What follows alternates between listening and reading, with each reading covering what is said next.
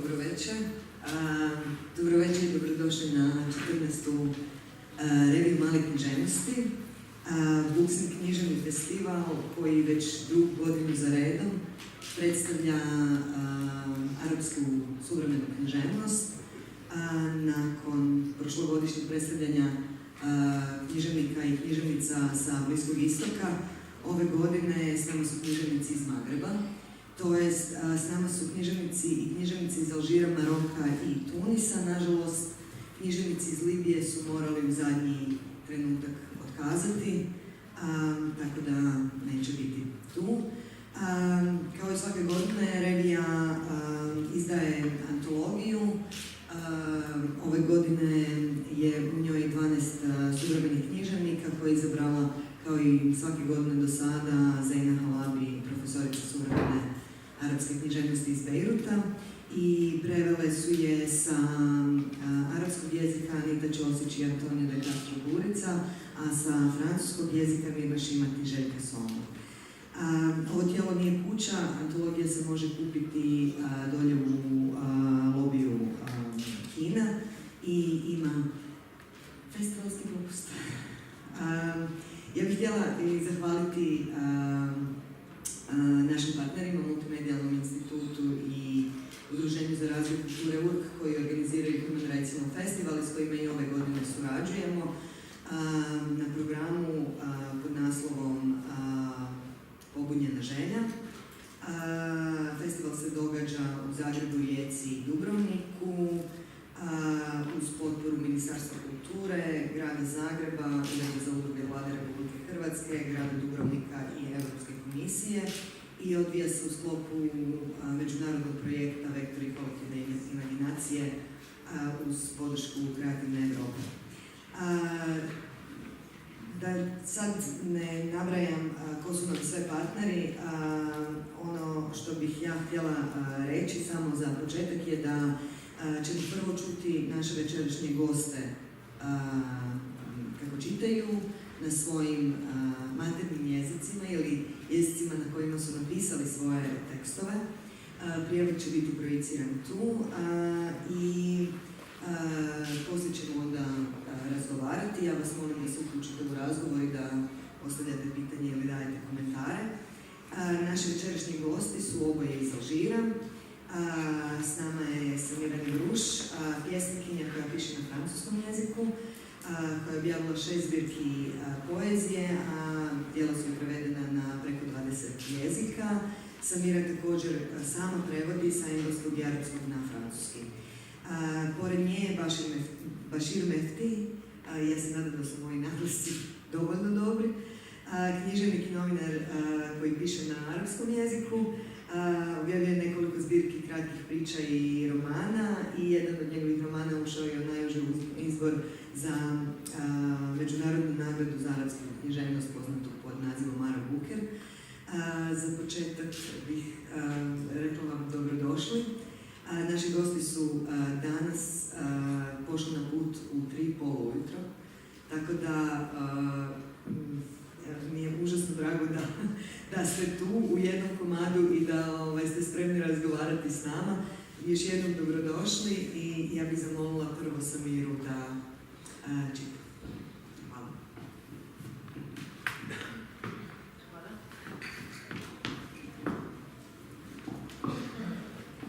Bonsoir à tous. Merci pour votre accueil. Je vais lire des extraits d'un livre intitulé Le jazz des oliviers, et cette partie, dont je vais lire quelques fragments, s'intitule Café sans sucre. Je dis, pour écrire les choses les plus banales, il faut d'abord écrire sa naissance de la mère, du père, de l'amour, du corps, des femmes, des hommes, du violeur et des assassins, de l'inceste et du doute, de la nuit et de la faim, du désert, des livres, de la jalousie, du soupçon, du sexe, des ruines, de la mer, des arbres, de l'archéologie, des dieux grecs et païens et des étoiles. Je dis, tout cela est presque banal, avant et après écrire. il faut multiplier le mot montagne par souffle coupé et avide. Retenir ce qui peut ressembler à un étourdissement oxygénique comme une frontière vérifiable entre deuil et résurrection. Glisser entre les feuilles mortes d'un hiver tardif et se laisser rouler, genoux désarticulés et muscles rouillés, sourds à tout mouvement. L'animal minéral s'escalade, se dégringole avec une certaine sensation d'exister pour embrasser l'horizon. J'aime cette place de la comédie où les acteurs abondent de et vers la ligne 1 du tram. Je sirote un verre d'un quelconque liquide qui s'est réchauffé entre mes mains et j'attends la tombée de la nuit. Je fais mon théâtre au milieu des silhouettes libres et assurées. J'accuse le choc culturel et j'envie une certaine insouciance. Parfois, je pense qu'il faut larguer les amarres, vite prendre le premier bateau, le premier avion, le premier n'importe quoi, juste partir les bras ballants, le cœur solitaire, avec le sentiment que le monde est immense. Je traverse le boulevard du port, j'entends le bateau aboyer, me tenter, me distraire. Je manque d'écraser un bassin et je me dis qu'Alger est une sacrée putain. Je veux bien croire que l'avenir soit amer depuis qu'il faut des photos millimétriquement convenables sur fond blanc cramoisi pour traverser la Méditerranée et un vélo d'appartement pour s'assouplir le tendon d'Achille en attendant que les espaces verts soient aérés par une rotation bisextile et les forêts défrichées par les faux incendies de juillet. Je veux bien. À la façon de Prévert, rencontrer les mystères de New York, et pourquoi pas, et puis les mystères de Paris, et pourquoi pas, faire une complainte de mes petits démons et de mes gros caprices. Demain est un jour auquel personne ne veut plus penser. Pour cela, demain traverse les heures et se poste à la fenêtre, sans attendre que la lune se couche. Le peintre me dit « Les livres sont des signes pour moi, ce ne sont que des graphismes, des bestioles dans l'espace de mon écran. Depuis, j'ai divorcé avec la calligraphie arabe. J'ai peur que la montagne de livres ne se transforme en vague de chiffres, en vague de signes indéchiffrables. » Elle donne une consigne d'écriture. Elle dit « Raconte ce qui s'est passé un jour. » Elle dit « Raconte ça au présent et fais des petites phrases. » Je dis « Ma mémoire est débordée. Il se passe trop de choses, ou pas assez, dans un jour. Comment éplucher l'oignon de Günter Grass? Comment appuyer sur la sonnette d'alarme? Aller dans le jour qui compte, sur les mots qui comptent? Comment dévisager la vérité de ce moment qui fait la naissance ou l'avortement du langage? Je veux bien, moi aussi, savoir ce qui s'est passé un jour au présent, revivre tout cela. Mais ce jour, aujourd'hui, je suis vraiment fatiguée. Il y a, quand le sommeil vous quitte, quelque chose de l'ordre de l'injustice ou de la folie. Ce qui prédispose à la rencontre, ce sont parfois ces 4 vents qui se télescopent sur un lit d'aigle et l'instant d'un mot d'amour annule les forces d'opposition. Merci.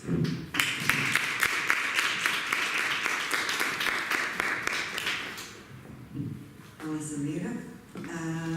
Ja bih zamolila Bašira da nam pročita ulomka iz svog romana.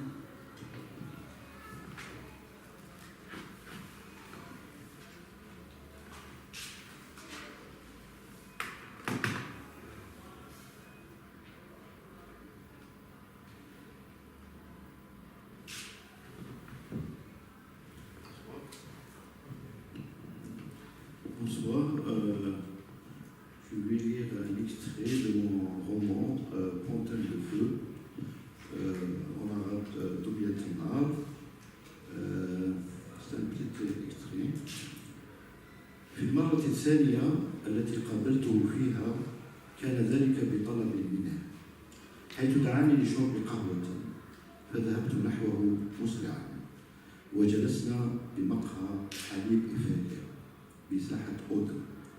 كان المكان ضاجا بالزبائن الماكثين والناس العابرين، حيث وجدت رضا ينتظرني هناك جالسا لوحده يتأمل.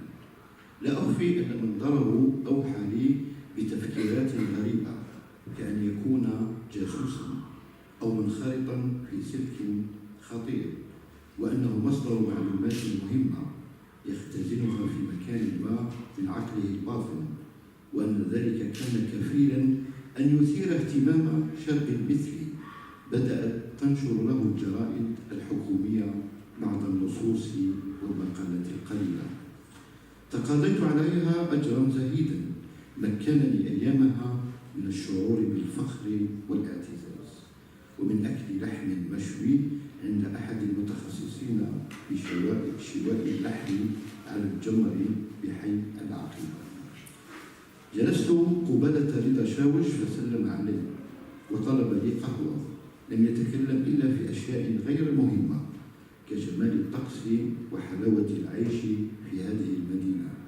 فبدا لي الأمر غريبا أن يدعوك إنسان لكي يتحدث إليك عن أمور بلا أهمية، لكن سرعان ما سألني عن كتاباتي الأدبية، فرحت كعادتي أطلب في شرح الأشياء التي لم تشرح في الحقيقة، وأخبرته عن قراءاتي أكثر وحبي للأدب، الأمر الذي جعله يبتسم ويوحي لي بأنه شغوف هو أيضا بهذا العالم، دون أن يخفي حسرته على أن ذلك كان في زمن مضى وليس الآن، وأن قضاه الأدبي قد انتهى في تلك الأيام أو مات موتا نهائيا، وأنه الآن يعيش بفكرة أن الحيوان الأدبي الذي عاش في ثوبه لفترة قد توفي بالفعل.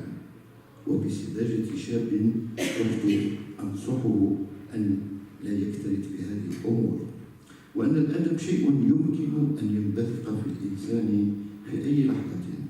فعاد للابتسام، ولم أفهم سر تلك الابتسامة التي بدت مزيجا من السخرية والتحسر، كاظمة نوعا من الألم الخفي عن الأعين، ثم ظنت أن ذلك ليس إلا بداية ليتحدث في الموضوع الرئيسي أو ما ظننته دعاني لأجل الحديث عنه، إلا أنه لم يكن شيئا محددا، لقد بقي يحوم حول مواضيع كثيرة ومتعددة، حتى أنه سألني عن رأيي في الدين، وهو يستدرجني بطريقته الذكية في إثارة القضية. لم يكن الدين في فترة شبابي مهما، بل كنا نعيش فورة لاكية، لكنني الآن أشعر أنه صار يشعر وجدان الناس. شكرا. ميرسي.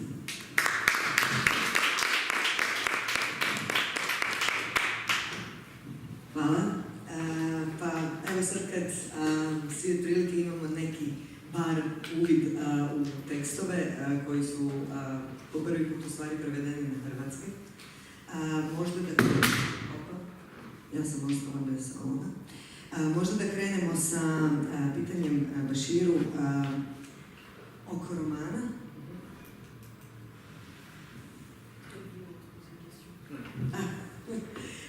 Možda možemo krenuti sa pitanjem konteksta romana. Roman je, radnja u romanu, dakle, ono što se iz ovog ulomka ne vidi je da je narator u romanu pisac koji se zove Bašir, koji je ujedno i novinar i koji započinje priču 85. u Alžiru. Možda i referira se na politički društvene promjene, na tenzije koje se javljaju u Alžiru. To je nešto što naslučujemo iz ovog ulomka, ne znamo dalje jer preveli smo samo njega, pa evo možete li nam malo pobliže dočarati kontekst priče, vrijeme priče i posebno političku dimenziju priče ako je ona i dalje nakon tog ulomka ima.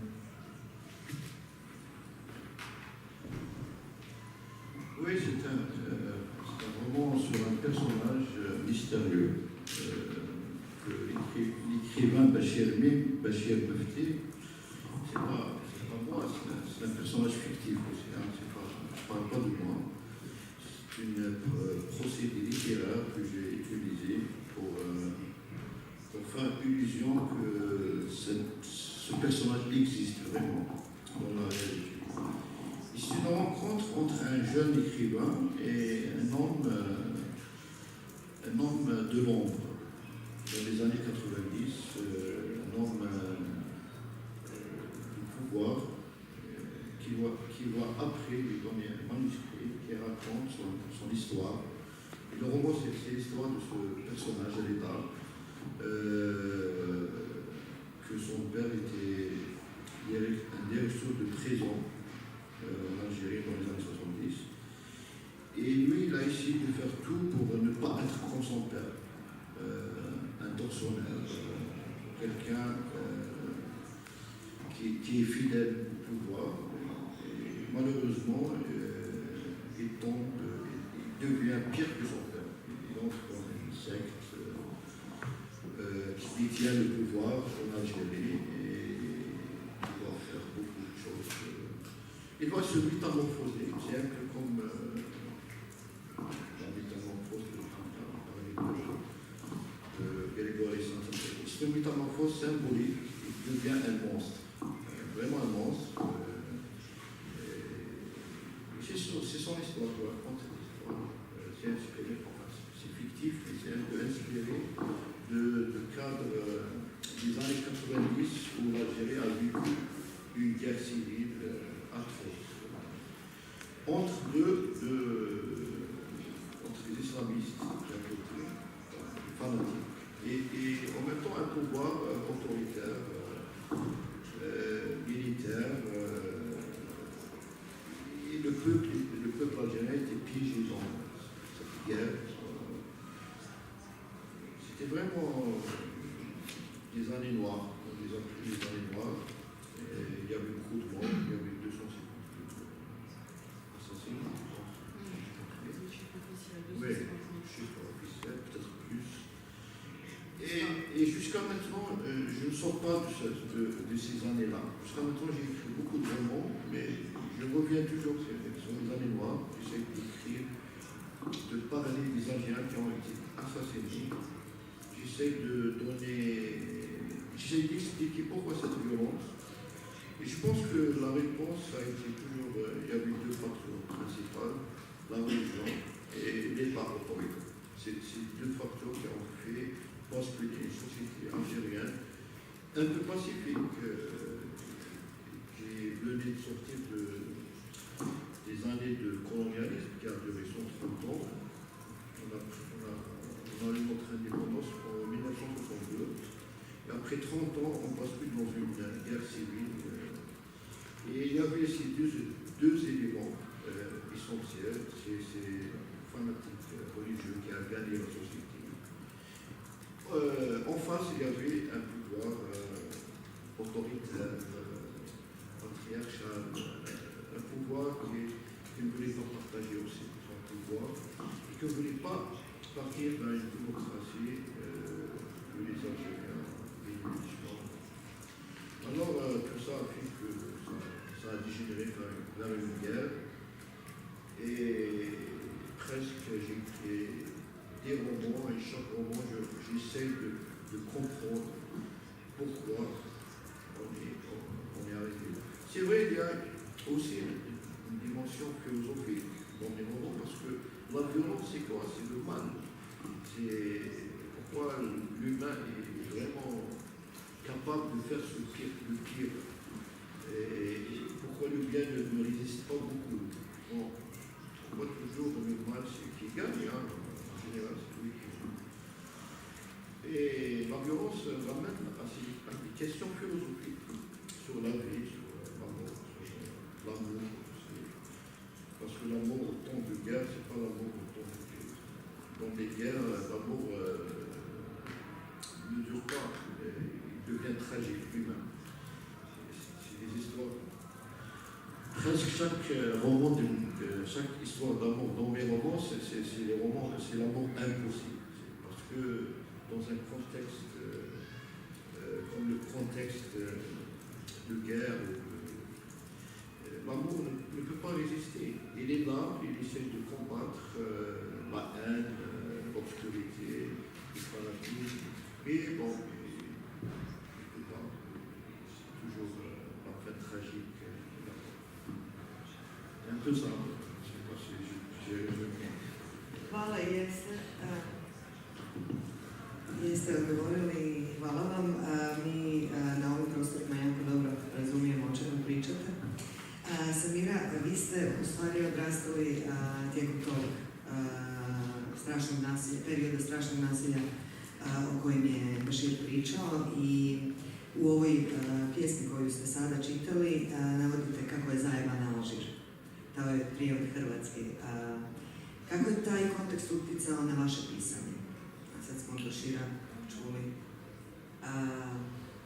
Šta je njegova književna obsesija, što je vaše? Alors, Bachir et moi, on a une dizaine d'années d'écart. Ça fait la différence entre grandir en tant qu'enfant, adolescent et jeune adulte dans la violence, fêter ses 20 ans dans un pays en guerre. Et vous connaissez ça très bien puisqu'on a vécu ça à peu près à la même période dans les années 90. Et donc moi, je ne me rappelle pas de l'Algérie en dehors des moments de trouble. J'ai un souvenir très lointain, un souvenir heureux d'enfance, qui est très vague, à l'âge de peut-être 4-5 ans. Je me rappelle d'une petite table rouge dans la cuisine de ma grand-mère, une petite table à peine plus grande que celle-là, et de ma tante maternelle qui me chantait des chansons, et du soleil qui rentrait dans cette cuisine. Pour moi, c'est les derniers moments heureux de ma présence en Algérie, au sens absolu du terme, au sens de l'innocence, de ne pas avoir conscience de ce qui se passe autour. Et alors ça bascule très vite, parce que j'ai 8 ans quand il y a les fameux événements de 88, et je les ai vécus très fort, puisque moi j'ai grandi dans un quartier populaire qui s'appelle Kouba. Kouba en arabe ça signifie la coupole. Et donc je grandis dans le quartier où prêchent les deux prédicateurs du parti islamiste conservateur. Et du jour au lendemain, je suis interdite par exemple de sortir à côté de la maison avec mon grand-père pour brûler les mauvaises herbes parce qu'il y a les islamistes. Quand je dis les islamistes, ce pas les musulmans, il faut qu'on fasse vraiment la différence, surtout dans des pays où on ne connaît pas très bien le monde arabe musulman. Il faut qu'on fasse attention. Donc il y a un extrémisme religieux qui n'a rien à voir avec la religion elle-même, même si un religieux peut être conservateur. Le conservateur n'est pas forcément quelqu'un de dangereux. Celui qui est dangereux, c'est celui qui porte en lui une idéologie politique et qui veut forcer les autres à un certain mode de vie. Donc moi, je grandis là et je grandis dans une forme d'interdit, mais j'ai la chance quand même d'être dans la capitale déjà, d'être proche d'un quartier populaire où il y a quand même un brassage, une fraternité. Et quand même, on voit arriver dans les boîtes aux lettres des menaces contre les femmes parce qu'elles doivent mettre le voile, contre ma mère parce qu'elle est prof de français qui fait enseigner le français. Mais on avait la chance que mon grand-père était très respecté dans le quartier. Mon grand-père était libraire. Et ce qui était magnifique avec mon grand-père, c'est que c'était un libraire analphabète. Donc c'était un homme qui avait une relation très sacrée au livre, parce que justement il a vécu la guerre de libération, il a vécu l'impossibilité d'aller à l'école. Donc dans cette génération-là, mettre les enfants à l'école et qui sortent avec des diplômes, c'était important. Donc j'ai grandi dans une famille comme ça, aussi de militants. Donc même si on ne m'a pas bourré le crâne avec des idées politiques, mais quand même j'ai grandi dans une famille où on pose toujours la question pourquoi.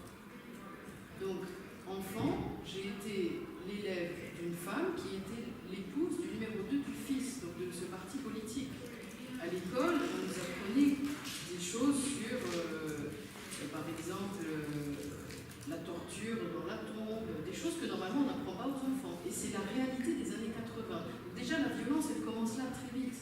À l'école, déjà, il y a ce pendant politique, de l'islamisme politique. Et c'est là qu'on doit se poser la question. Bachir a commencé à parler des problèmes d'après la guerre, d'une certaine forme de corruption politique qui aujourd'hui a atteint un stade qu'on n'a jamais vécu avant. Mais il ne faut pas oublier, et j'espère qu'on va très vite analyser cette situation, que pendant ces années-là, depuis les années 80, il y a un financement volontaire de certains pays de cet islamisme politique. Le monde arabe, il n'est pas tombé dans cet islamisme politique, religieux, extrémiste et violent comme ça. Il y a certes une réalité sociale, il y a certes la chute du prix du pétrole à la fin des années 70, qui a concouru donc à la crise économique. Quand on lit les études de sociologie de l'époque, on sait que tous les chiffres étaient au rouge. On savait qu'il allait y avoir une explosion sociale. Et donc il y a une explosion du chômage, du problème de logement, etc. Mais ça s'est greffé dessus une volonté de manipuler des consciences, une volonté d'introduire une idéologie pour maîtriser des populations. Et donc, face à des populations qui sont détruites, déjà elles sont détruites par la guerre. Quand la France quitte l'Algérie, ça ne se passe pas forcément très bien. D'ailleurs, il y a un excellent documentaire qui est passé dans une chaîne française il y a quelques jours, qui rappelle ces dernières années du divorce, on va dire, du départ des pieds noirs, qui était quand même la structure de l'administration algérienne à l'époque. À l'époque, on a 2% d'Algériens, qu'on appelle les Algériens musulmans. Et déjà, cette ethnologisation de la population est très dangereuse. Mais bon, à l'époque coloniale, c'était comme ça. On disait les pieds noirs, les musulmans, les juifs, dont certains étaient des juifs berbères qui étaient là depuis 2000 ans, dont d'autres étaient revenus après les reconquêtes d'Isabella catholique en Espagne, ou qui étaient venus d'Italie. Donc il y a une complexité quand même qu'il faut rappeler. Et donc quand la France quitte l'Algérie, il y a ça, il y a une volonté soit de l'OAS, donc des paramilitaires français, de casser l'indépendance et donc de faire fuir, de faire peur aux pieds noirs, pour que l'Algérie n'ait aucune chance de réussir. Et de la part du FLN aussi, il y a des factions qui aussi ne voulaient pas que ces pieds noirs restent, parce que sinon on aurait eu la sensation d'avoir des gens plus éduqués qui allaient quand même continuer à contrôler le pays. Donc on est parti déjà sur un désastre. Il y a des archives qui ont été détruites. Et ensuite, quand même, il y a eu l'espoir de l'indépendance, mais très rapidement, on est tombé dans la crise, bien avant les années terroristes. Les années terroristes ne sont pas arrivées comme ça. Ils sont arrivés là aussi parce qu'il y avait une impossibilité de construire l'indépendance très vite entre les chefs historiques. Il y en a eu qui ont été mis en prison, il y en a qui ont été mis en résidence surveillée. Il y a eu très vite une sorte d'avortement du dialogue démocratique qui a fini par construire cette société qui était déjà fracturée, qui en réalité n'a pas eu la chance de trouver quelqu'un qui les cimente autour de quelque chose qui les construise ensemble sur le long terme. Ce pays s'est construit vraiment sur des déceptions et des destructions perpétuelles. Donc on arrive dans les années 90 là. Donc moi je n'ai pas vécu tout ça. Je l'ai compris au fur et à mesure par le biais d'amis de générations plus âgées, de la famille, des lectures, des recherches. Donc moi dans les années 90 je suis jeune et ce que vous avez relevé sur Café sans sucre, c'est le sacré putain, c'est quand même un amour profond pour ce pays qu'on a parce que justement on est conscient de la tragédie. On est conscient que ce pays mérite l'avènement de gens qui puissent enfin être assez heureux pour construire cet idéal pour lequel se sont sacrifiées des générations. Parce qu'il y a des générations qui sont sacrifiées dans ce pays, celles qui ont lutté sur des générations, que ce soit la génération d'Emir Abdelkader, la génération de Fatma Soumer, qui est une militante des montagnes en 1880, si ma mémoire est bonne, qui a eu régulièrement comme ça un désir de, non pas seulement de se libérer de la France, mais d'être respectée dans son, finalement dans son identité, parce qu'il y a une histoire d'humiliation qui est quand même très importante sur cette période des années de la colonisation française. On ne parle pas beaucoup entre guillemets de la colonisation ottomane, parce que la plus récente, c'est quand même la colonisation française. Donc c'est quelque chose qui reste une blessure réelle, même si les Algériens quand même ne s'arrêtent pas à ça. Ils sont pas stupides, ils savent très bien que ce qui se passe, ce n'est pas ça. C'est aussi le manque de construction démocratique dès l'indépendance de l'Algérie.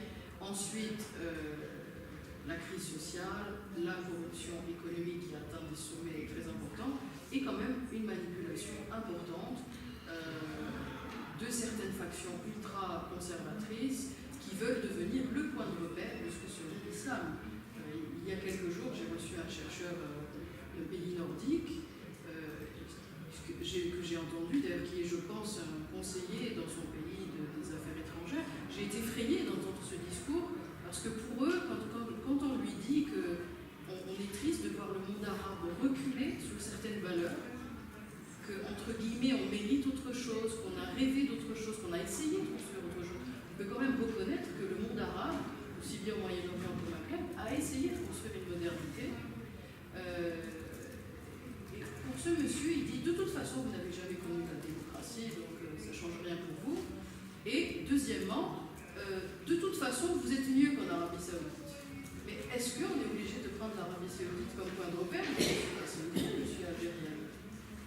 C'est ça aussi le danger, c'est de se rendre compte comment, quand on est dans une situation de faiblesse, et je suis sûre que vous comprenez ça parce que vous avez vécu une guerre, quand on est dans une situation de faiblesse, comment parfois on accepte que le questionnement vienne d'ailleurs, et qu'on se retrouve dans la situation, non pas d'être et de se poser des questions à soi, mais d'avoir à toujours finalement se justifier. Et il y a une justification aussi qui est désastreuse pour nous et notre construction et notre compréhension de nous-mêmes. Da, jedan od razloga zašto pričamo o ovome tu, zato što s ove strane Mediterana postoji gomila predrasuda i gomila neznanja, evo nekako pokušavamo i to prevazići. Ali sad ste oboje govorili u stvari o islamizmu, o fundamentalističkom pristupu, političkom pristupu u religiji, odnosno nametanju svog nekakvog koda i vrijednosti drugima. Vaši likovi promišljaju upravo to, odnos sekularizma i religije, i zanima me kako se ta dihotomija, odnosno kako se ta borba između religije i sekularizma razvija kroz vaš roman, ali i kroz kontekst koji je upravo Samira opisala. Koliko je to individualno pitanje, koliko je to društveno pitanje i koliko je to političko pitanje?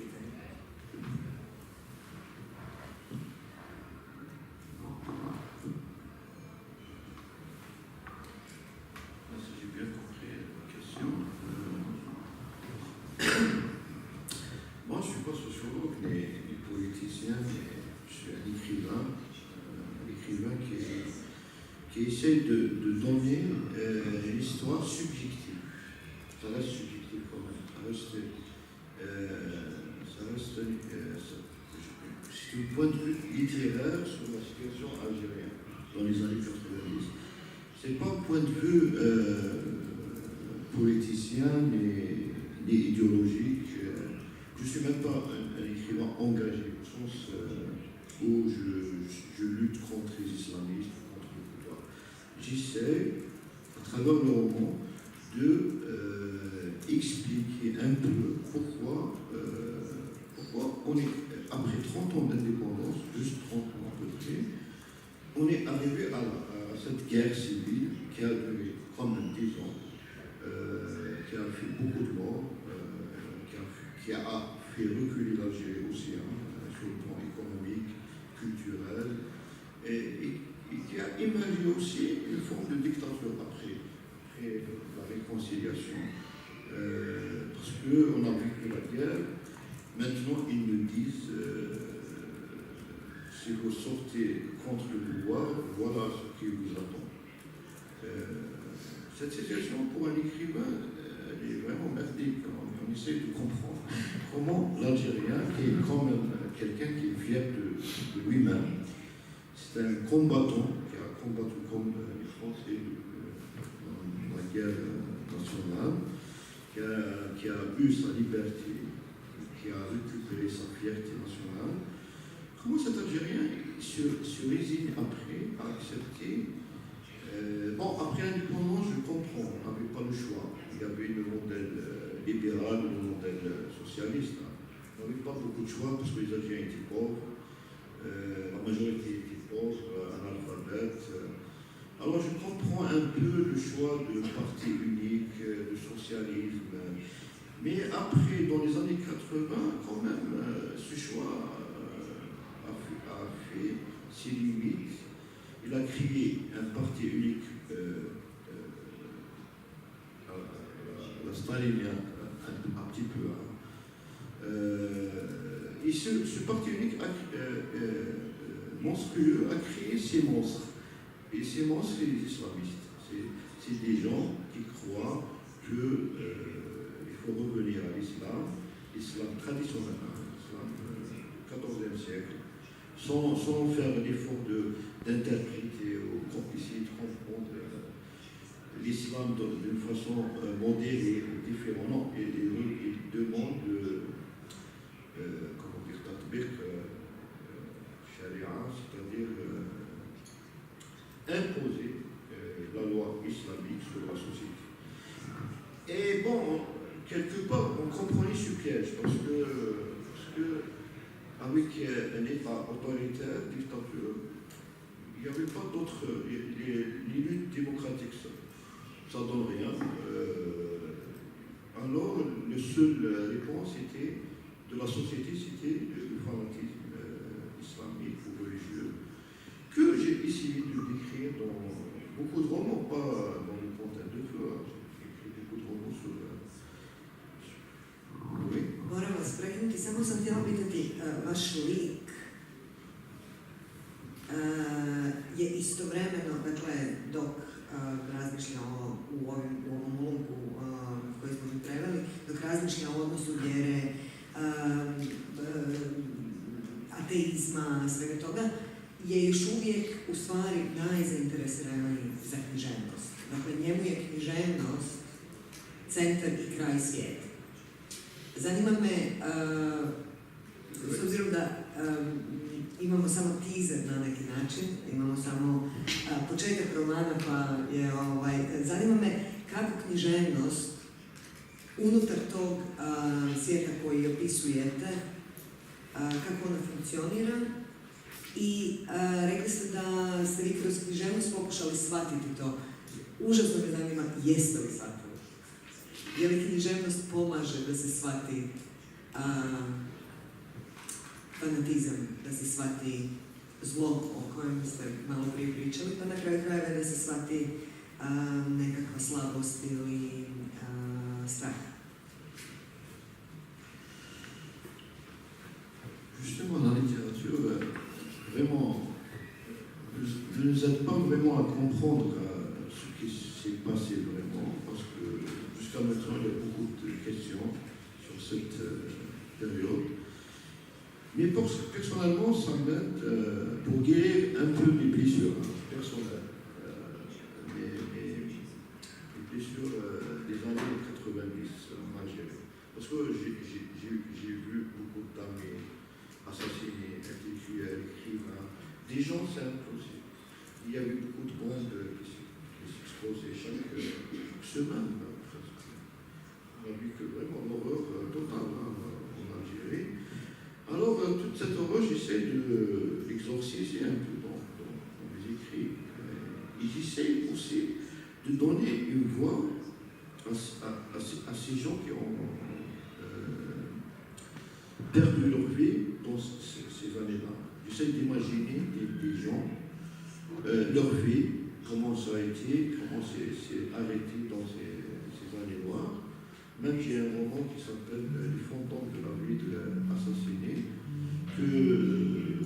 qui parle d'une bombe qui a été éclatée dans un ruelle principal. Il y avait beaucoup de morts. J'ai pris 4 personnages qui ont été victimes de cet attentat. Et chacun va raconter son histoire jusqu'à la fin. Alors, pour moi, la littérature, peut-être ça n'aide pas, je ne sais pas, mais personnellement, j'essaie à travers mes écrits de me guérir un peu. Je pense que c'est une démarche intellectuelle, même si elle touche la société, où elle aime toucher les gens qui me lisent. Mais ça reste pour moi, c'est la limite de la littérature. Elle n'est pas assez puissante même pour expliquer, échanger les données. On vit dans un pays fermé, il y a beaucoup de tabous, il y a beaucoup de questions, il n'y a pas beaucoup de réponses. Et dans cette ambiguïté, je pense la littérature, elle est là. Parce que je ne sais pas quel écrivain qui a dit que l'ambiguïté peut sauver la littérature. Je pense que dans cette ambiguïté, on essaie d'éclairer un peu les choses et même de se poser des questions au-delà de la réalité algérienne sur l'être humain. Parce que je pense que le problème, c'est dans nous, les humains, on est comme si on est prédisposé à être violent tout le temps. Il suffit même dans les démocraties européennes, par exemple, il suffit d'une crise économique qu'on peut basculer facilement. Il y a toujours cette... et ça me dérange un peu. Pourquoi l'être humain est comme ça? J'essaie de poser d'autres questions philosophiques sur ce sujet.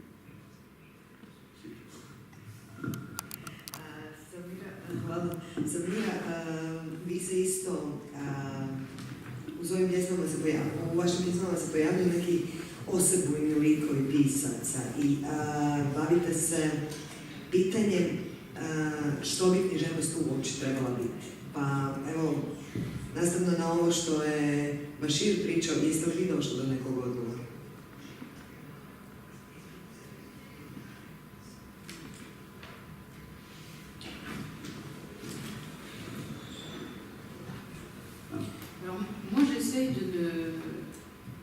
De ne pas parler de cette période de façon frontale. Même si, comme je vous disais tout à l'heure, quand on est plus jeune, qu'on n'a pas eu la chance de vivre une partie de sa jeunesse de façon sécurisée, entre guillemets, on a encore le souffle coupé. Et donc moi, ce qui m'intéresse pour l'instant, c'est effectivement la présence et la mémoire des disparus. Je me rappelle que quand il y a des amis poètes qui me visitent à Alger, ils m'ont raconté quelques années après qu'ils avaient été marqués par le fait que quand je leur faisais visiter Alger, je leur faisais visiter les endroits où avaient été assassinés des poètes, des écrivains. Et moi, je ne m'en rendais pas compte, c'était inconscient. C'est plus tard que je me suis rendu compte finalement de la densité et parfois d'une certaine violence de ce qu'on peut écrire, même quand on ne décrit pas une situation violente. Il y a un souffle comme ça qui est un peu agressif parce qu'il est en réaction à ce vécu. Donc quand je parle par exemple de Café sans sucre, ce sont des formes d'arrêt sur l'image, des questionnements aussi sur une ville qui a perdu sa vie. Quand on a traversé la rue pour venir de l'hôtel jusqu'ici, on est encore fasciné par la possibilité, c'est ce que je disais d'ailleurs dans la partie, cette place de la comédie ou la forme d'insouciance, le choc culturel. C'est ce désir d'une forme finalement de tendresse et de douceur. Alors on n'est pas naïf, hein, on sait que même en Europe aujourd'hui la situation est très complexe hein, depuis quelques années, mais voilà, il y a cette idée de cette guerre. D'ailleurs, il faut préciser que le terme guerre civile est très controversé. Certaines personnes n'aiment pas du tout utiliser cette terminologie parce qu'on dit souvent qu'en Algérie, ce n'est pas une guerre civile, c'est une guerre contre les civils. C'est pour ça que je reviens sur le fait que c'est très important de dire qu'il y a une manipulation de factions. Il y a des causes algériennes, des raisons algériennes, mais ce n'est pas pour rien que dans tout le monde arabo-musulman, il y a un islamisme politique. Et je ferme la parenthèse. Donc moi, la période sur laquelle je reviens, c'est la fracture intergénérationnelle. Moi, je l'ai vécu par exemple dans ma formation universitaire, où beaucoup de nos professeurs ont quitté l'Algérie. Beaucoup de compétences ont quitté l'Algérie parce qu'on dit qu'il y a 250 000 morts, mais il y a un nombre important de départs du pays, d'exil forcé. Et l'exil forcé a continué encore dans les années 2000. C'est-à-dire qu'il y a une fracture profonde de nombre de départs dans les années 2000, selon certains chiffres, encore plus important que dans les années 90. Il y a aussi cette réalité, c'est que les Algériens ont résisté dans les années 90 et ont perdu l'espoir dans les années 2000. Et à ce jour, il y a une crainte de ne pas réussir à retrouver le fil de la vie, de pouvoir reconstruire ensemble. Parce que ce qui se joue dans les années terrorisme, c'est pire que la guerre de libération, parce que la guerre de libération, elle a construit une fraternité algérienne. Alors même s'il y a des chefs politiques qui ont été mis sous résidence surveillée, une opposition politique qui n'était pas possible, notre ex-président d'ailleurs qui a été assassiné, Boudiaf, qui a dû se réfugier au Maroc, qui a été appelé seulement dans les années 90, qui a voulu combattre la corruption et qui a été assassiné devant les gens dans une grande ville de l'est du pays.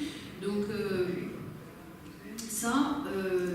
la guerre de libération, c'est une chose, c'est une fracture. Mais la fracture la plus importante, c'est celle qui se passe à l'intérieur de la société algérienne, de cette peur de l'autre, de cette peur de ne pas avoir sa place, de cette peur de ne pas être assez musulman, quand on a des fous en face qui vous disent que la façon dont vous vivez dans votre famille depuis des siècles, c'est pas la bonne. Et donc ça a créé des déflagrations à l'intérieur des familles, et progressivement aussi le système de la corruption, quand on corrompt une économie, on finit par corrompre les esprits. Et ça finit par corrompre toutes les classes, qu'elles soient intellectuelles, littéraires, etc. Donc, certes, l'écrivain n'est pas un sociologue, n'est pas un anthropologue, mais je pense qu'il est quand même observateur. Il essaye au maximum d'être un observateur distant, parce que quand on s'engage socialement, en tout cas de façon invisible, parce qu'on peut s'engager dans une société comme un individu X, un citoyen, à sa façon. C'est différent de s'engager politiquement et d'être visible dans la presse, dans les médias. Et je pense que l'écrivain doit faire très attention à ça, parce que c'est très difficile de savoir où sont les lignes. Après, il y a des moments de l'histoire où on ne se pose plus la question, parce qu'il y a une urgence. On ne sait pas à quel moment il y a l'urgence. Mais le confort, l'idéal serait de pouvoir garder une forme de distance et d'observer ce qui se passe. Et moi, je dirais que la distance me permet non pas d'écrire frontalement sur cette période, mais d'essayer de révéler à quoi ça a touché. Quand on vit ce genre de choses, on est conscient de son impuissance. C'est important d'être conscient de son impuissance. C'est ça la force de la littérature, c'est qu'elle accepte qu'on est impuissant et qu'elle n'est pas là pour rivaliser face à des chars. Personne ne rivalise face à des chars. Et donc, elle nous appelle à accepter que ce n'est pas dans ce langage-là qu'on évolue. On déplace la grille de lecture, on déplace la grille de langage. Et c'est justement ça le désastre, quand on est dans des situations de peur, dans des situations d'humiliation, dans des situations d'incompréhension et d'impuissance, le désastre, c'est de se mettre sur cette grille de lecture. Parce que ça aussi, c'est pas la réalité. Hein, on a beau nous dire oulala, l'économie, le rage boursier, la guerre, les meurtres, oui, c'est la réalité, mais ce n'est pas que la réalité. Et ce que tu disais de l'amour impossible en temps de guerre, c'est aussi l'amour absolu. C'est là où l'éternité finalement existe. Parce que là, on sait justement ce que signifie la vie. C'est quand on est près de la perdre que ça signifie quelque chose. Et donc, moi, ayant grandi dans une vulnérabilité très importante, hein, j'ai été dans mon lycée, on a été pris en otage 2 fois, on a eu 3 alertes à la bombe, j'ai vécu dans ce quartier où il y a eu des assassinats en face de chez moi, le père de ma copine, soit des policiers, des militaires, mon cousin qui est un chanteur très connu a été assassiné le jour où on enterrait mon père. Donc c'est quelque chose, il n'y a pas une famille algérienne qui n'a pas vécu ça, mais qu'est-ce qu'on sort de ça? Parce qu'on n'est que des passants dans cette vie. On a tous vécu des tragédies d'une façon ou d'une autre. Celui qui pleure parce qu'il a perdu son amoureuse, il a le droit de sentir la même tragédie que vous qui avez vécu la guerre. On n'est pas là à comparer les tragédies. Chacun sa tragédie. Mais ce qu'on sort de là, c'est ça qu'apporte de différent la littérature. Comment on creuse dans cette humanité et qu'est-ce qu'on peut apporter à l'autre? Qu'est-ce que les intellectuels européens après la Deuxième Guerre mondiale ont apporté de différent à l'Europe? Est-ce qu'on est capable de faire ça? Est-ce qu'on est capable en même temps de regarder de l'intérieur et d'avoir assez de distance pour parler de cette impuissance et accepter cette impuissance et à partir d'elle écrire quelque chose de valable? Nekada je stvarno čudo da se poezija još uvijek piše. Ali, evo, sad kad pričamo o tome, dolazimo i do pitanja jezika, odnosno pitanja na kojem jeziku tko piše. Samira, vi pišete na francuskom, Bašir piše na arapskom jeziku. Samira, vi ste, spomenuli ste knjižaru od djeda, vi ste odrasli u obitelji koja je govorila i kabilskim jezikom i arapskim jezikom i francuskim, pa me zanima taj nekakav odnos jezika i s jedne strane identiteta, ali s druge strane i funkcije. Obično ljudi koji su u bilingvalnim ili trilingvalnim situacijama dodjeljuju funkciju nekom od jezika. Jedan je majčin jezik kojim se uspavljuješ, jedan je jezik na kojem polažeš ispite, jedan je jezik na kojem radiš. Pa me zanima vaš odnos između tih funkcija jezika i kako to da je to francuski. To je jedno pitanje. I drugo pitanje koje je očigledno, a to je da je to jezik kolonizatora, mislim, koji je vaš odnos naspram tog nasljeđa? Alors, il faut revenir que dans l'histoire de l'Algérie, on a toujours été un pays multilingue. Hein, on parlait tout à l'heure d'Apulé de Mador, qui a écrit le premier roman d'histoire de l'humanité en latin. Saint-Augustin est algérien, de l'est de l'Algérie. Il a écrit en latin aussi, les Confessions, et pas seulement. Les chercheurs en linguistique du Moyen-Âge vont vous dire que dans les grands ports algériens, on a toujours parlé 4 à 5 langues de façon complètement naturelle. Bon, bien sûr, hein, pour le commerce, qu'est-ce qu'on ne ferait pas, puisqu'on était des ports commerciaux. Donc, le multilinguisme est une réalité algérienne. On est sur la mer, donc on a vécu des conquêtes, bien avant la France. Les conquêtes, non pas arabes mais musulmanes, sont arrivées au 7e siècle, donc la langue arabe est enracinée dans la région depuis très longtemps. Ensuite, il y a d'autres langues, notamment l'hébreu n'existait pas à l'époque, hein, il y avait un mélange, c'était pas, chez vous c'est le yiddish, et chez nous j'ai oublié comment ça s'appelle. Donc il y avait des langues. Voilà, c'était des séparades chez nous. On a des langues africaines aussi qui sont assez importantes. Quand vous voyez dans un mode musical qui est très ancien en Algérie qui s'appelle le gnawa, qui est la musique des subsahariens du Nord, mais aussi de plusieurs tribus dans le désert, mais aussi dans les villes, notamment à Oran. On sait aujourd'hui qu'il y a un mélange, non pas seulement d'arabe et berbère, mais aussi de plusieurs dialectes africains. Et donc, on a une grande langue ancienne, millénaire, qui a plusieurs millénaires, qu'on appelle dans notre langue le tamazigh. Et qui est une langue qui s'est préservée pendant longtemps, même si elle a été écrite avant dans un alphabet qui s'appelle le tiflina, a été préservée pendant de nombreuses années par l'oralité. Et d'ailleurs, une grande partie de notre patrimoine a été préservée par l'oralité. C'est le fait, me semble-t-il, de beaucoup aussi de communautés européennes ou méditerranéennes. Donc cette langue a subsisté. Et après, comme c'est un territoire géographique qui est très important, on parle des langues berbères en Libye, à l'est de l'Égypte, un petit peu en Tunisie, ça c'est moins préservé, beaucoup en Algérie, au Maroc, jusqu'aux îles Ténérife qui sont en Espagne. Donc c'est une langue qui est très ancienne. J'ai la chance de pouvoir la parler, parce que ma famille est originaire de la montagne, et c'est dans les endroits géographiquement lointains que la langue a été le plus préservée.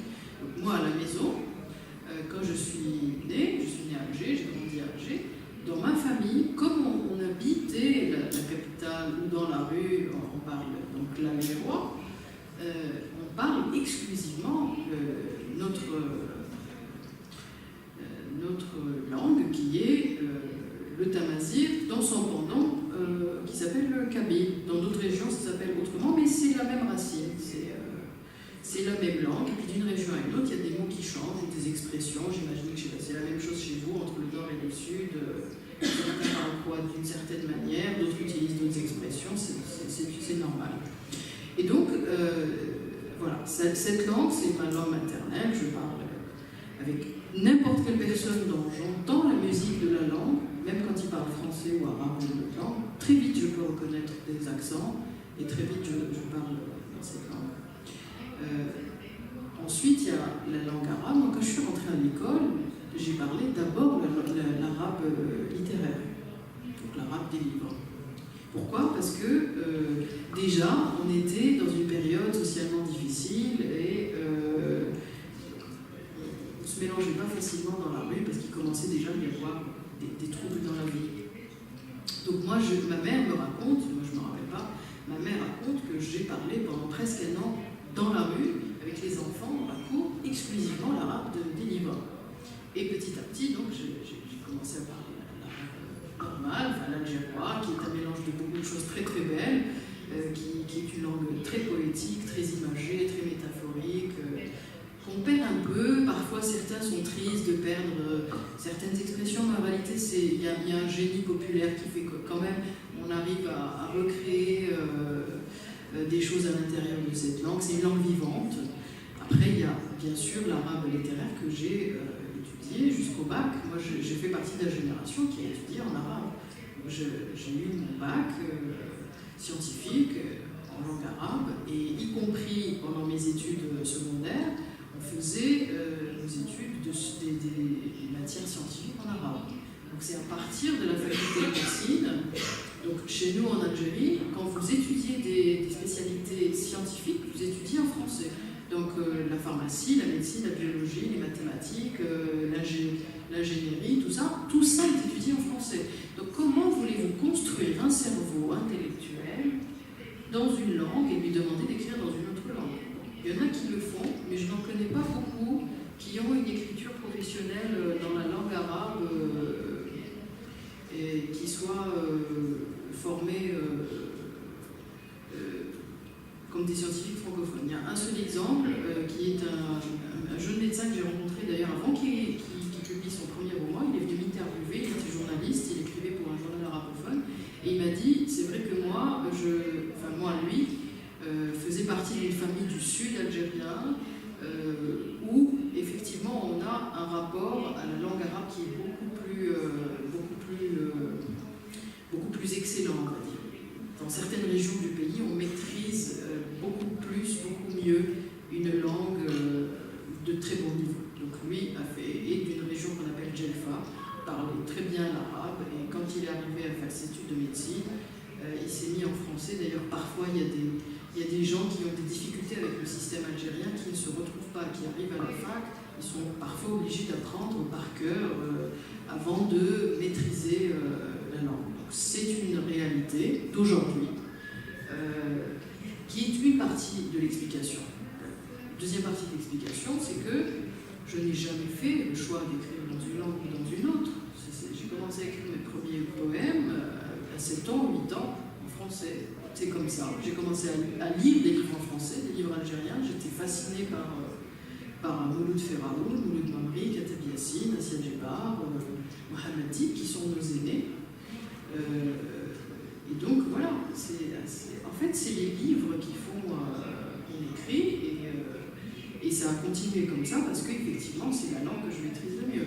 Mais comparativement à la majorité de mes anciens collègues qui sont formés en français, moi je suis quand même capable de lire, d'écrire et de maîtriser absolument la langue arabe. C'est pour ça d'ailleurs que j'ai continué à traduire. Parce que c'est le seul exercice qui permet de ne pas perdre une langue. Et forcément, je lis beaucoup aussi en français parce que faire son travail d'écriture, surtout quand on est un poète, c'est creuser une autre langue à l'intérieur d'une langue.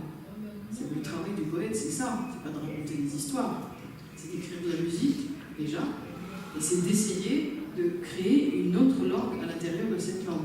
Et ma langue à moi est irriguée de tout cela, de toute cette histoire. Moi, dans mon oreille, il n'y a pas le français.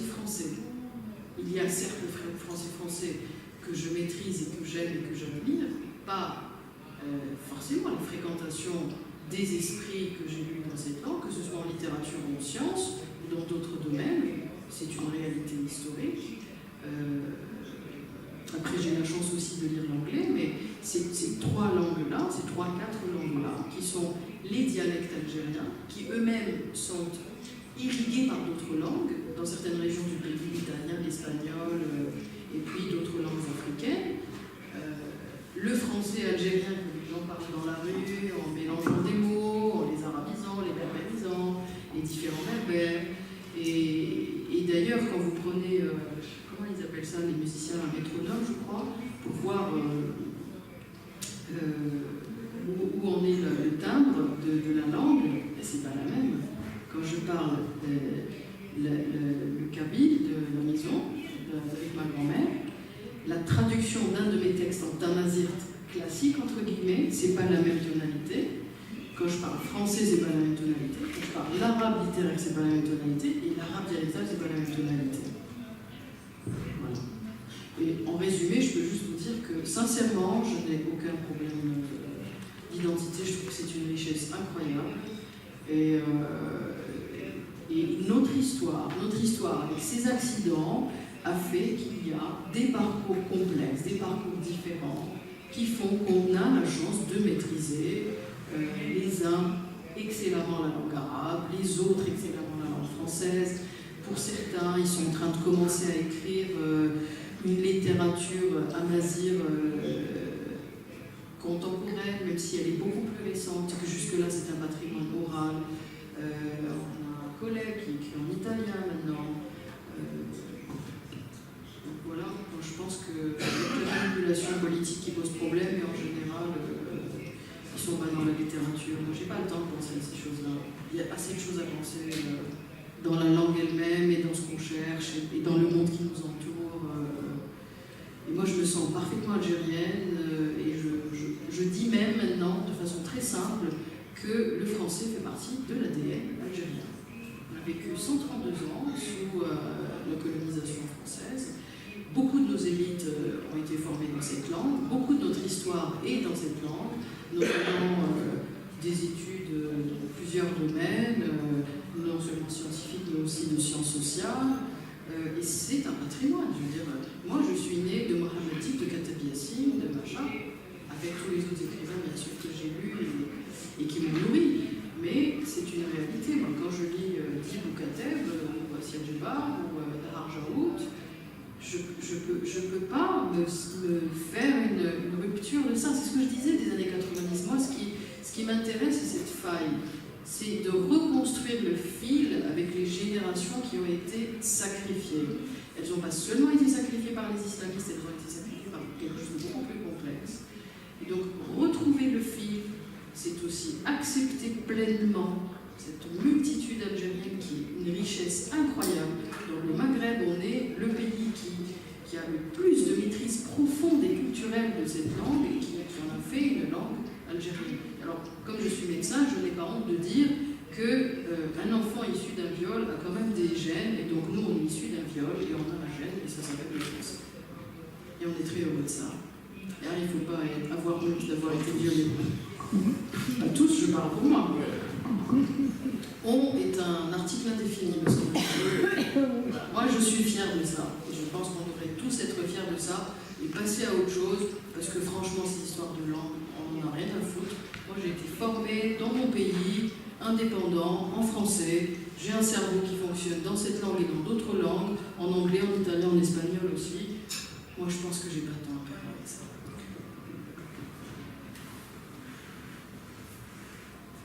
Postoji nešto vrlo emancipacijsko u klejmanju, ne znam koja je hrvatska riječ, prisvajanju jezika i određivanju toga što je nečiji jezik. Samo kad je vaše pisanje u pitanju, ja samo želim zahvaliti našoj prevoditeljici Željki Solun koja je stvarno izvrsno prevela tu poeziju, jer ja vjerujem da iz ovoga što ste rekli da to nije bio lak zadatak.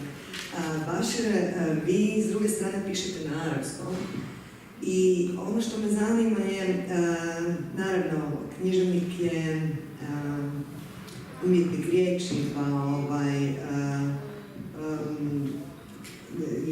mi smo, neki od nas kao Samira imaju tu sreću da su u više jezika, neki od nas kao ja recimo smo u jednom jeziku, ali mene zanima vaš odnos naspram arapskog u smislu književnog odnosa, jer je to neki materijal koji je gotovo taktilan.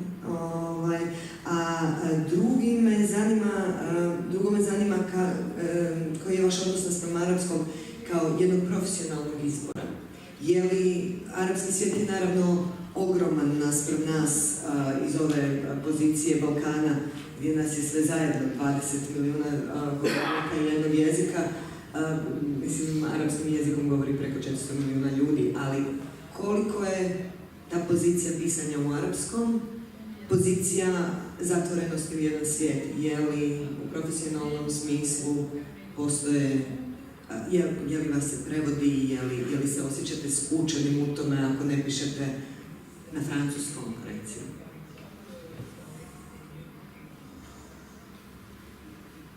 Oui. Bon, grosso modo, je suis d'accord avec Samira, mais juste, je pense qu'en Algérie, on ne veut pas le bonheur de bilinguisme. Les Algériens ne sont pas bilingues. Il y a des arabophones, il y a des francs. Et la France, ils ont divisé l'Algérie. C'est le constat que moi, je constate depuis longtemps.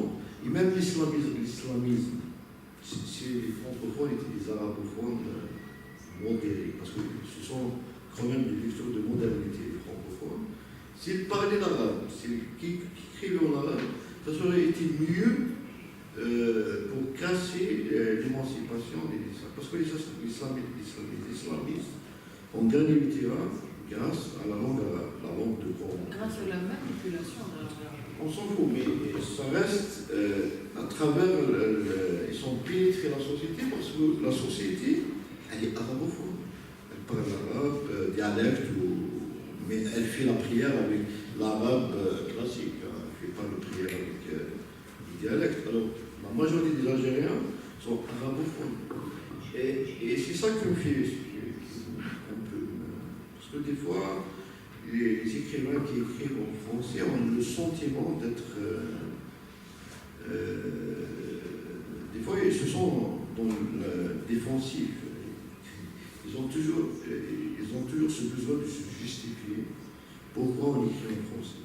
Parce que leurs anciens, ils n'avaient pas le choix d'écrire en français. Katib Yassine, Walid Mouamaré, Mohamed Dib, c'était une langue imposée par le colonialisme. Ce n'était pas leur choix. Ils n'appelaient pas l'arabe, personne n'étudiait l'arabe, c'était uniquement le français pour devenir un écrivain. Mais la génération de Samir El-Koulouch, où il y a beaucoup d'écrivains maintenant qui écrivent en français, c'est un choix. Ils ont choisi d'écrire en français. Et peut-être qu'ils ont choisi une langue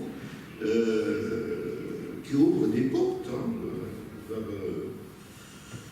vers l'Occident, vers l'Europe. C'est vrai, le français, sur ce plan-là, elle est mieux qu'écrire en arabe.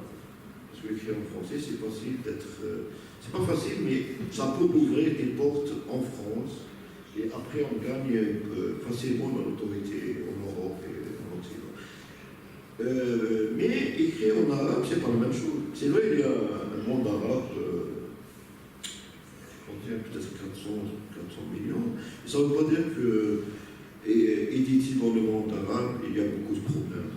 Enfin, des fois, on publie des livres à tirage de 2000, 3000 exemplaires. Il n'y a pas vraiment de lectorat. En même temps, il y a beaucoup de piratage. Alors, le livre, il sort aujourd'hui, le soir, dans un PDF, dans Internet, on peut le télécharger. Et oui, malheureusement, c'est pas comme édité en France, où on peut savoir combien d'écrivains, combien de lectorats peut atteindre l'écrivain. Alors, pour moi, l'écriture en arabe, c'est question de. Je pense que c'est ma famille, comme disait Samira, c'est le milieu familial. Moi, je suis né dans une famille arabophone. Dans ma famille, c'est pas francophone. Berbophone un peu. Elle n'est pas du tout francophone, donc le français ne vient pas de ma famille. C'est berbophone, c'est pas l'arabe. Malheureusement, beaucoup de familles berbophones n'écrivent pas en tamazight, ils écrivent en français. Je ne vais pas t'interrompre, je vais répondre tout à l'heure. Non, c'est la réalité. Non, c'est des clichés, tout ça c'est des clichés. Non, si la langue amazigh n'est pas développée en Algérie, parce que la majorité d'écrivains en français, ils viennent c'est des Kabés, c'est des Berbères, ils écrivent en français, écrivains. Mais ça se comprend, parce que c'est une langue consacrée, elle ouvre des portes, elle ouvre beaucoup de portes français en France. Alors c'est un choix que je comprends, c'est pas un truc malsain, c'est comme ça. En plus, il y a autre chose, il y a une vérité aussi. En Algérie, si on entre dans les librairies, il y a beaucoup de romans. Si je cherche Kafka ou n'importe quel écrivain, je le trouve en français plus qu'en arabe. Alors, même si on est arabophone, on va lire en français. On est obligé pour s'ouvrir sur le monde littéraire d'aujourd'hui ou d'hier, on est des fois obligé de lire en français. Même si j'écris en arabe, j'aimerais bien lire en arabe parce que la lecture en arabe, pour moi, c'est elle qui nourrit mon écriture en arabe. Mais je suis obligé en général, de lire en français. Bon, ça reste la langue française, pour moi, c'est un héritage culturel. Je suis d'accord pour dire que même si elle était imposée par le colonialisme, et même après l'indépendance, c'était difficile d'imposer l'arabe. Ils ont resté toujours entre français et arabe. L'arabe, c'est la langue officielle, mais en réalité, c'est français la langue officielle. Jusqu'à maintenant, les ministres, les présidents, tout le monde parle en français. Même des fois, ils font chaque fois qu'ils parlent en français, c'est pas en arabe. L'arabe, elle est utilisée uniquement dans des fêtes religieuses, des fois. C'est pas, mais c'est elle la langue officielle. Mais réellement, le français domine. Domine l'élite de pouvoir. C'est pas la société. La société, elle est presque arabophone ou berbophone.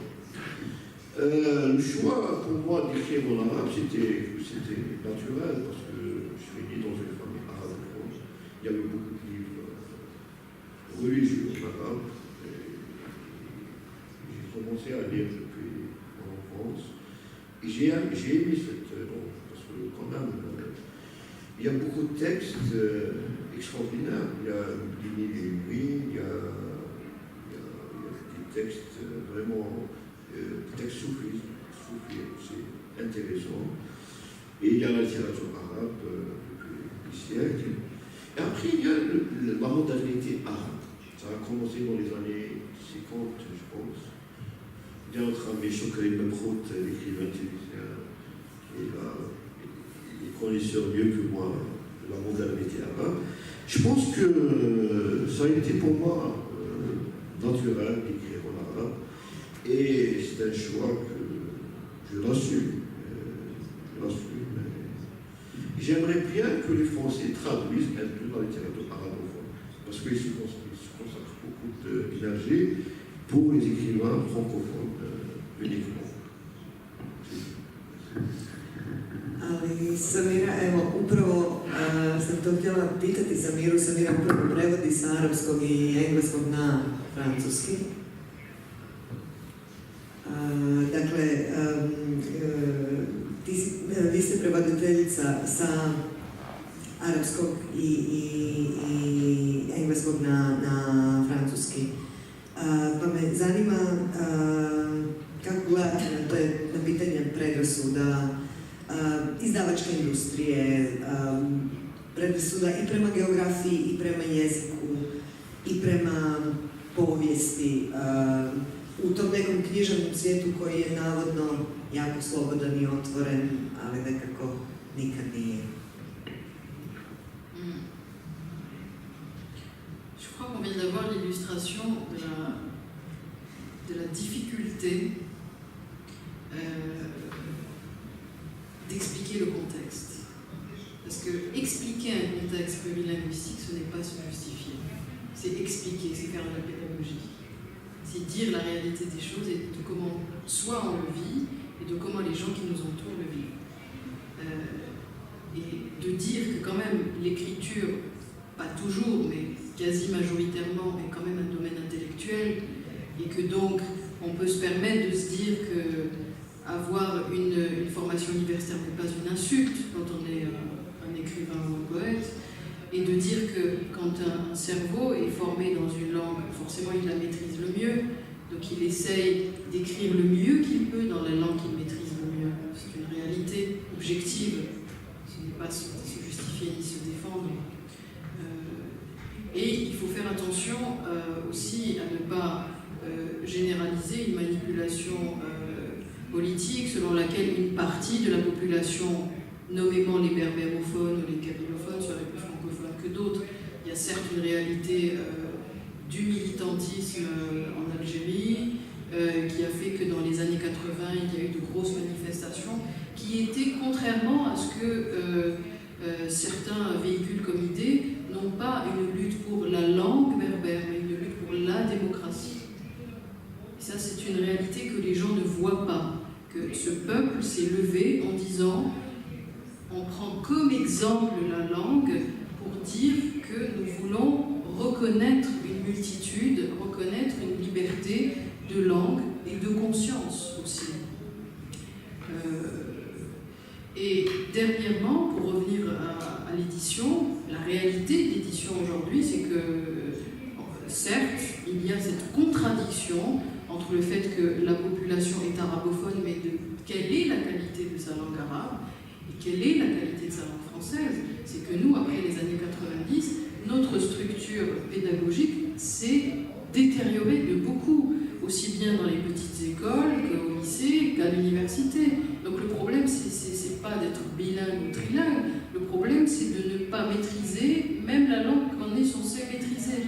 Et ça, c'est une réalité pédagogique. On souffre de ça aujourd'hui, qu'on a de moins en moins de personnes dans les jeunes générations qui maîtrisent bien une langue ou une autre. Donc c'est ce que tu disais en parlant de faux bilinguisme. Oui, c'est un faux bilinguisme, mais c'est un problème. La manipulation idéologique des langues, c'est un problème. Après, je ne pense pas qu'on fasse le choix d'une langue. Certains, ceux qui sont dans les médias et qui racontent ce que certains veulent bien qu'ils racontent, peut-être qu'ils ont choisi une façon de parler, mais tous les écrivains algériens ou maghrébins francophones ne sont pas dans cette situation, et tout le monde ne passe pas sur France 2 et sur TF1. Moi je suis poète, je ne vends pas 300 000 exemplaires. J'ai fait le choix justement d'un médium littéraire qui est à la marge et qui dit autre chose. J'ai refusé de publier, j'ai des propositions publiées dans des grandes maisons d'édition en France depuis 2003-2004, justement parce que certains cherchent à ce que la jeune fille de telle région, qui est telle minorité et telle minorité, exprime quelque chose, etc.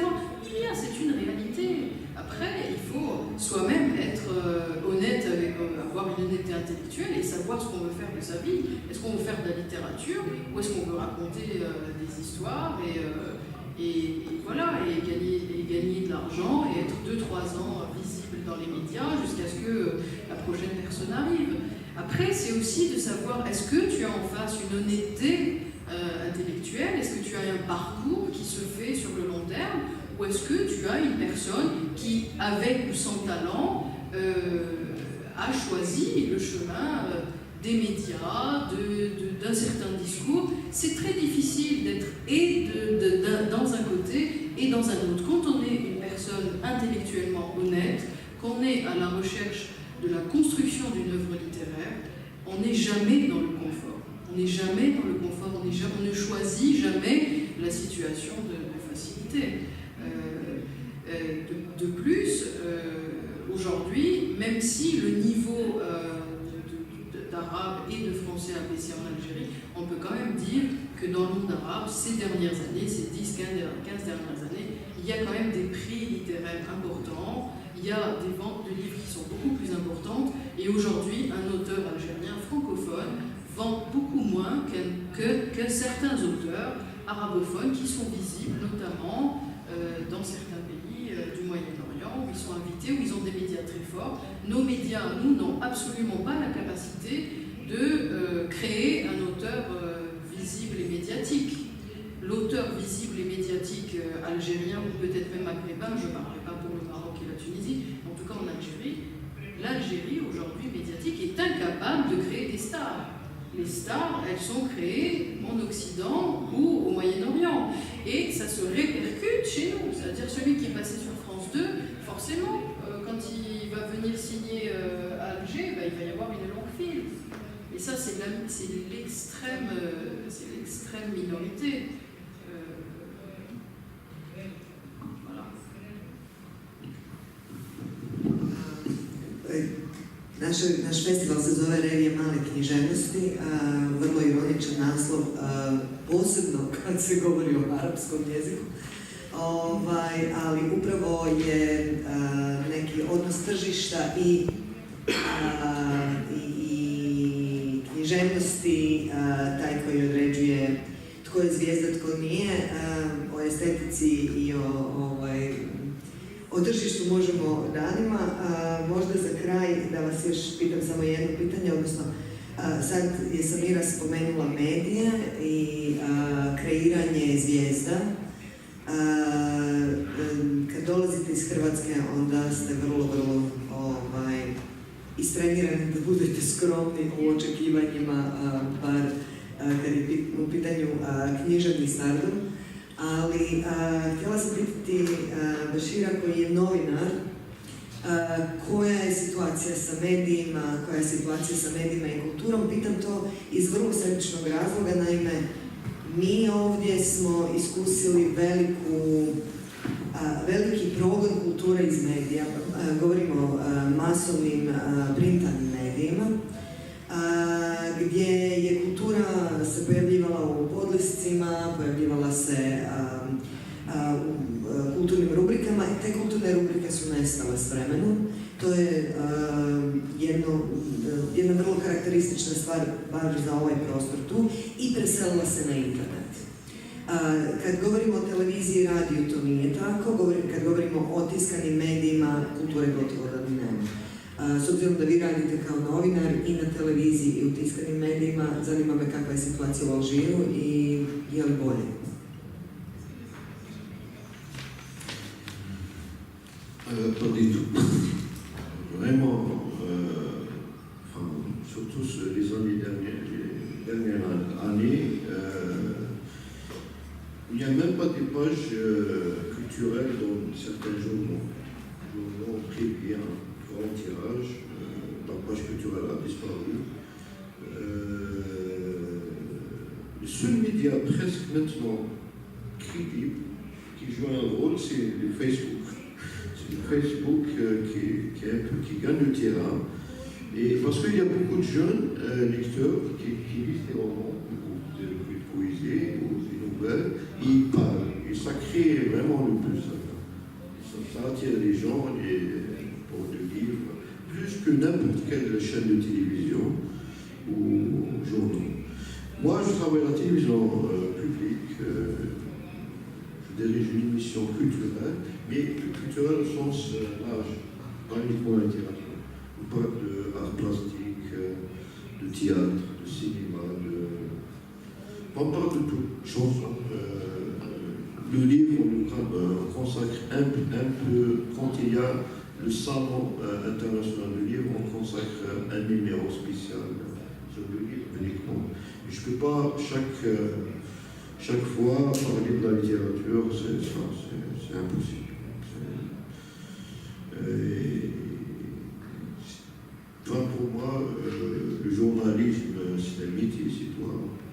On gagne notre vie à ce travail, pas parce que je peux donner beaucoup de choses ou autre chose. Ça a été un peu dans les années 2000-2010. Il y avait quelque chose, il y avait des suppléments littéraires dans beaucoup de journaux, mais malheureusement, ils ont disparu subitement. Et maintenant, presque il n'y a rien, je pense. Même à Loidan, en français, je pense qu'il a disparu. Il y avait un supplément dans un quotidien francophone à Loidan. Et je pense qu'il a disparu, ça fait pas longtemps que... Oui. Non, Loidan, simplement littéraire.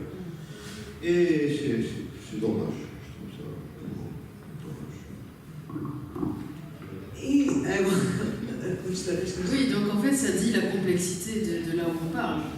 C'est ça. Il y a un problème d'éducation, il y a un problème qui... Ça serait trop long d'expliquer pourquoi il y a la presse a périclité, pourquoi on n'a pas une seule revue littéraire de qualité, pourquoi du jour au lendemain il y a un nombre important de journaux qui se sont mis à être publiés, subventionnés par l'État et subitement ils ont disparu. Donc tout ça, ça rentre dans tout ce qu'on disait tout à l'heure sur la corruption économique, qui ensuite devient une corruption des esprits, qui devient ensuite une corruption des élites et de tous les systèmes en place. C'est par contagion en fait. Et en réalité, le système finit par s'autodétruire parce que même quand on est dans des systèmes de privilèges, il faut garder un certain équilibre. Là, il n'y a aucun équilibre qui a été gardé. On a noyé une scène culturelle qui commençait à peine à réapparaître à la fin des années 90. Et vous avez, c'est comme après un incendie, des petits bouts d'arbustes qui commencent à apparaître. Et puis vous les noyez avec plein de choses autour. Et puis vous ajoutez les histoires de religion, et vous ajoutez les complexités des langues, et vous ajoutez les francophones et les arabophones et les berbérophones. Après, on n'en sort plus. On n'en sort plus, non. Il faut juste s'enfermer à la maison et écrire, moi je pense. Sinon c'est pas possible. Au bout de notre vie, on n'aura rien fait. Moi, c'est ça. J'accepte mon impuissance face à tout ce chaos. On ne peut rien faire face à ça. Vous savez, quand je suis désespérée, je reviens à cette phrase de Léopold Sédar Senghor, qui a été le président du Sénégal et qui était aussi un poète. Et Léopold Sédar Senghor, un jour dans une interview, on lui a dit « Mais monsieur le président, vous écrivez dans une langue que votre peuple ne comprend pas. Votre peuple, il est un analphabète, il ne comprend rien de ce que vous lui racontez, ou qu'il y avait une langue tellement érudite. » Et il dit « Écoutez, j'essaye de me dire et d'espérer que non seulement, peut-être que je n'écris pas pour la population d'aujourd'hui, mais j'écris pour une population africaine qui, je l'espère, dans 50 ans, sera fière de trouver une œuvre comme la mienne, à partir de laquelle ils vont se construire. » Et moi, je me construis à partir de l'œuvre de Senghor, à partir de l'œuvre de Katri Yassine, à partir de l'œuvre de Raquel Kébé-Khatibou, etc. C'est-à-dire que parfois, il faut se dire stop, il faut arrêter de s'auto-mutiler et de se dire oui, il y a cette impuissance, oui, il y a cette situation illogique, Oui, la majorité des gens sont arabophones, mais ne sont pas arabophones dans le sens où ils maîtrisent une langue arabe, ils parlent des langues algériennes, des dialectes algériens. Il y a cette complexité. Et ben moi, je ne suis pas l'État algérien, je ne vais pas régler cette complexité, je peux m'occuper que de ce que je peux faire. Et peut-être d'inspirer d'autres qui feront autrement. C'est pour ça que j'ai commencé à traduire des auteurs d'abord algériens arabophones, et puis d'autres auteurs algériens arabophones que j'adore. Je rencontre une poésie, je trouve qu'elle est bonne, et j'essaie de la traduire.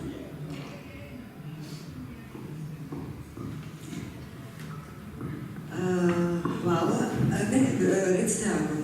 Oui, juste pour dire que les grands écrivains algériens qui ont écrit en français, Katib Yassine, Mouloud Ma'amari, Malik Haddad, après l'indépendance, ce sont Katib Yassine. Il va écrire en arabe dialecte, il va écrire du théâtre en arabe, parce que, enfin, il va arrêter d'écrire des romans et il va commencer à écrire des pièces de théâtre en arabe dialecte, parce qu'il va comprendre que la société ne lit pas en français. Malik Haddad, c'est un grand aussi pour moi, il a écrit beaucoup de romans vraiment magnifiques. Le guide du fleuve ne répond pas, il y a beaucoup de titres. Il dit que la langue française, c'est pas d'ici, et voilà, ça arrête. Mouloud Ma'amari aussi, c'est un grand écrivain. Mouloud Ma'amari n'a jamais arrêté d'écrire. Mouloud Ma'amari, il doit se consacrer à la langue canadienne. Il va devenir un anthropologue. Non, je suis désolée, non. C'est la réalité. Alors, la majorité des grands écrivains, les phares, un peu, qu'on est fiers d'eux, parce que c'est vraiment des grands écrivains. Et à un moment, ils se sont arrêtés et ils vont devenir autre chose que normalement ils devaient être, la continuer d'écrire. Moi, j'aurais aimé que Katib Yassine, le grand Katib Yassine qui a écrit le fameux Nejma, continue d'écrire des romans, parce que vraiment c'est un grand écrivain.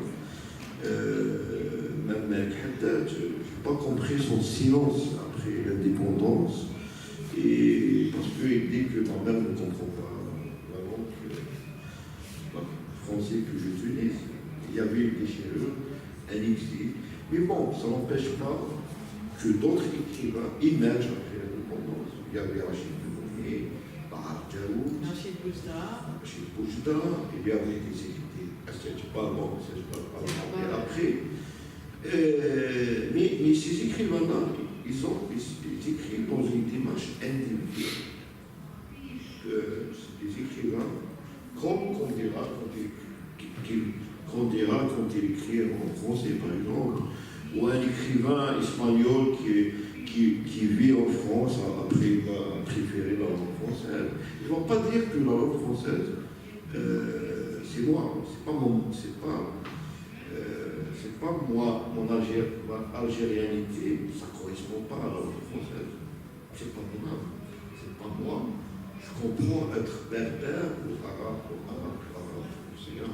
mais être vraiment écrire comme un écrivain, juste comme une démarche d'écriture d'un écrivain, ça je le comprends, parce que il y a beaucoup d'écrivains qui ont choisi d'autres langues, Samuel Beckett, ou même Joseph Conrad.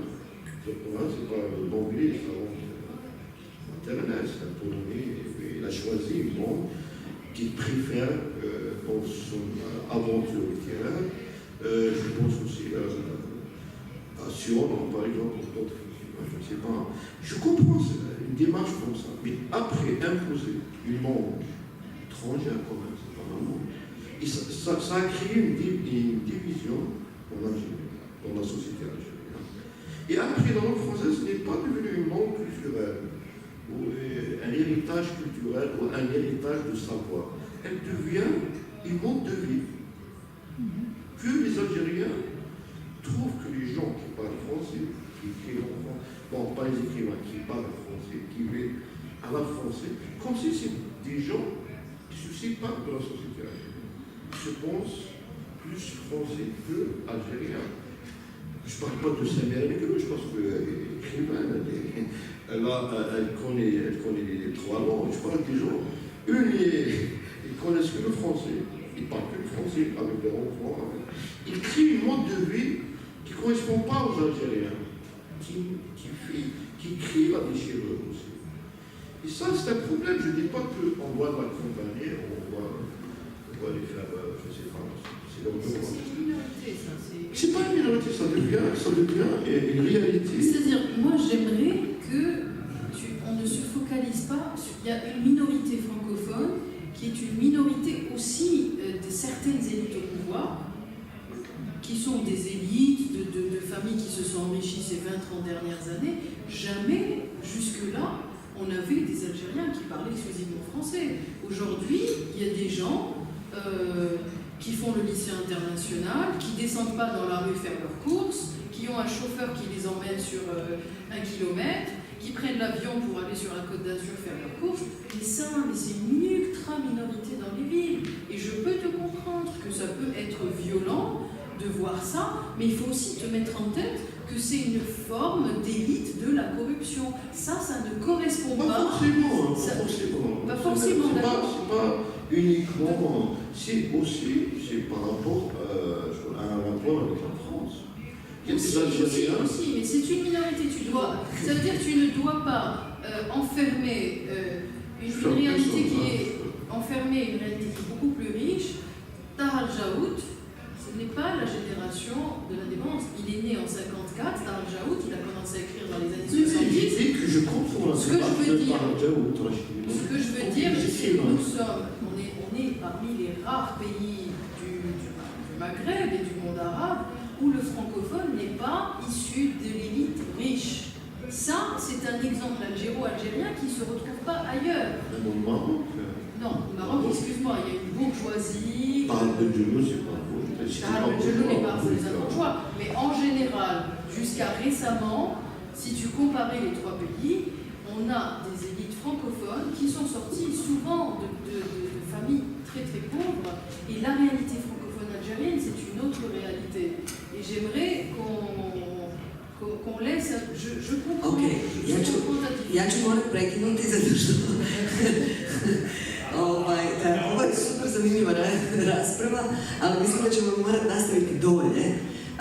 Ja bih samo htjela publici dati priliku da postavi jedno pitanje, jer za toliko imamo vremena, prije nego što siđemo dolje i nastavimo pričati. Ja kad vas slušam kao da gledam nas sa Balkana i objašnjavanje o tome kako jezik, koji jezik, šta trebamo, šta ne trebamo, ko je pisan, ko nije, vrlo slično, ali evo, publika, ja imamo neko pitanje.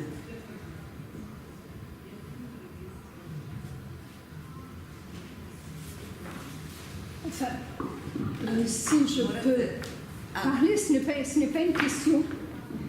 Ce n'est pas une question, je voulais juste dire que j'avais été très très contente d'entendre mes deux compatriotes et puis de voir à travers eux ce qu'est l'Algérie aujourd'hui et les problèmes qui se posent à l'Algérie aujourd'hui. Et nous avons eu maintenant dans la discussion qu'il y a eu entre Samira et son collègue, nous avons exactement touché le cœur des problèmes qui se posent à eux et du monde, et puis ils nous ont expliqué le monde dans lequel ils vivaient, et je crois que pour cette raison, d'autant plus, nous devons leur dire merci d'écrire, merci de pouvoir encore nous transmettre des choses, et merci d'être venus à Zagreb.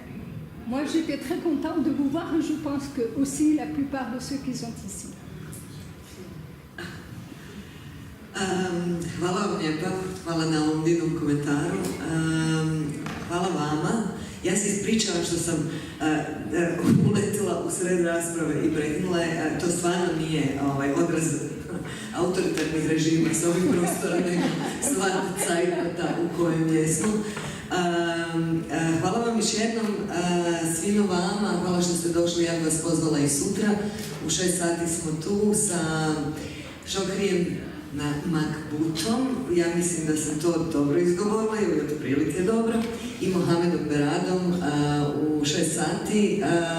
Mi ćemo tu i u srijedu, U petak u Buksi, tu su vam programi, u petak u Buksi zatvaramo i možete opet čuti Samirinu poeziju. Hvala, mislim da je to to. Hvala vam.